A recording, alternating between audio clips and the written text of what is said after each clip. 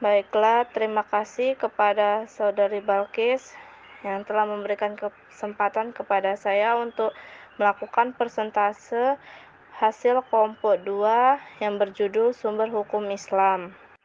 Baiklah, di sini langsung saja saya presentasikan, yaitu sumber hukum Islam itu ada 3, yaitu Al-Quran, hadis, dan ijtihad.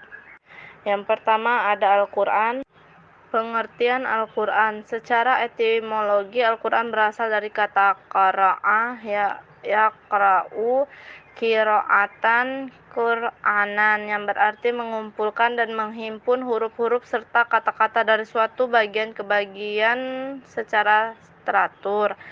Secara terminologi, Al-Quran adalah kitab suci yang diwahyukan Tuhan kepada Nabi Muhammad SAW, yang disampaikan lewat malaikat Jibril, yang dikomunikasikan dengan bahasa Arab, harus dipercayai tanpa syarat, dan menjadi pedoman bagi para pengikutnya, yaitu umat Islam di seluruh dunia.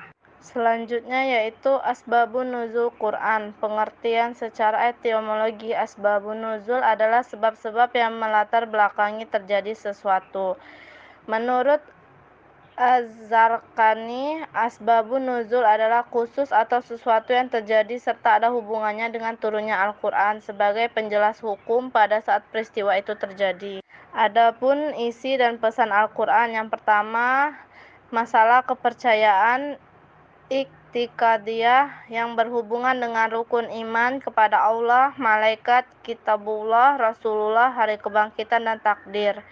Yang kedua yaitu masalah etika khuluqiyah berkaitan dengan hal-hal yang dijadikan perhiasan bagi seseorang untuk berbuat keutamaan dan meninggalkan kehinaan.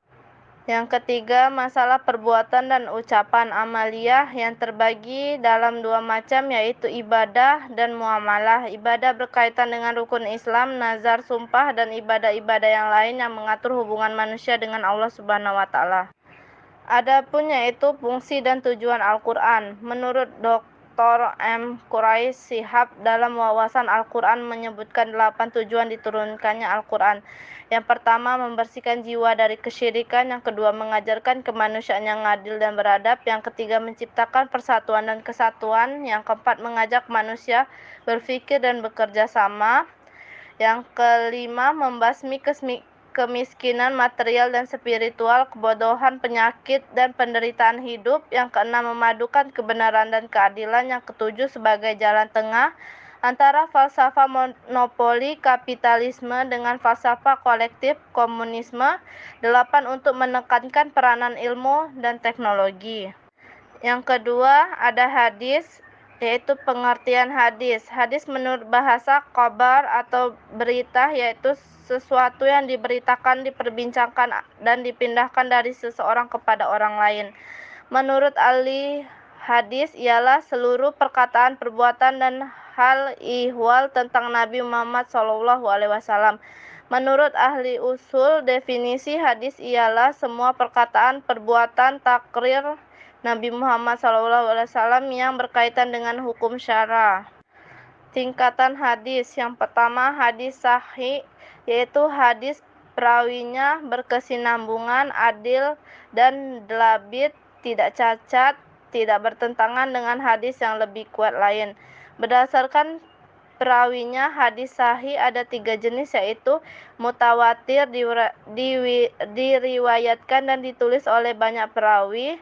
Yang kedua, masyhur, diriwayatkan secara seorang perseorangan namun pada tingkatan akhir diriwayatkan oleh banyak perawi. Yang ketiga, ahad, diriwayatkan dan ditulis oleh seseorang.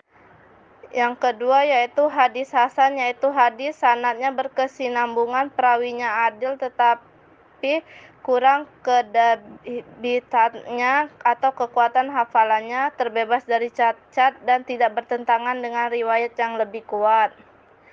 Selanjutnya yang ketiga yaitu hadis dhaif, hadis yang tidak memenuhi kriteria hadis sahih dan hasan. Berdasarkan perawinya, hadis dhaif ada 3 jenis, yaitu yang pertama, mursal, hadis tidak menyebut sahabat dalam rangkaian perawinya. Yang kedua, munqati, sanadnya terputus di tengah. Maklub, susunan rawinya terbalik. Istilah dalam hadis yang pertama sanad, rangkaian para periwayat yang menukilkan isi hadis secara berkesinambungan dari yang satu kepada yang lain sehingga sampai kepada periwayat rawi terakhir. Rawi yaitu orang yang menerima suatu hadis dan menyampaikannya kepada yang lain. Matan, isi yang terdapat dalam hadis baik berupa perkataan, perbuatan, sifat Nabi atau tindakan dan perbuatan para sahabat yang dibiarkan oleh Nabi Muhammad SAW. Selanjutnya rijajul hadis, orang-orang yang terlibat dalam periwayatan suatu hadis yaitu para perawi hadis itu sendiri. Baiklah, Assalamualaikum warahmatullahi wabarakatuh. Perkenalkan, nama saya Noperdi. Saya akan melanjutkan presentasi dari Saudari Retno. Selanjutnya, ijtihad. Ijtihad menurut bahasa memiliki arti kesungguhan, atau yaitu mengerjakan sesuatu dengan segala kesungguhan. Setelah itu ada macam-macam ijtihad.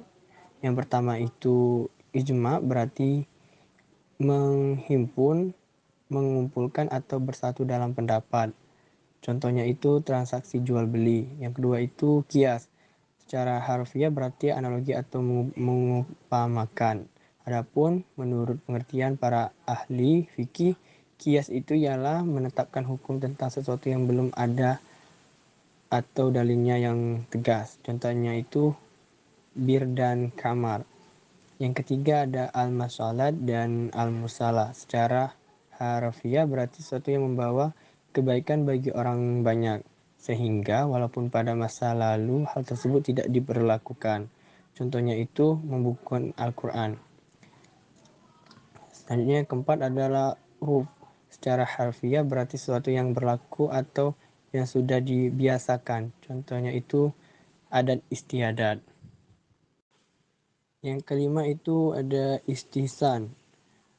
Itu ialah segala sesuatu yang dipandang manusia pada umumnya sebagai hal yang baik dan tidak bertentangan dengan Al-Quran dan Sunnah. Contohnya itu traveling. Yang keenam, kaul al-syahbat adalah pendapat, pandangan atau pikiran dan perbuatan para sahabat yang sejalan dengan Al-Quran dan Sunnah.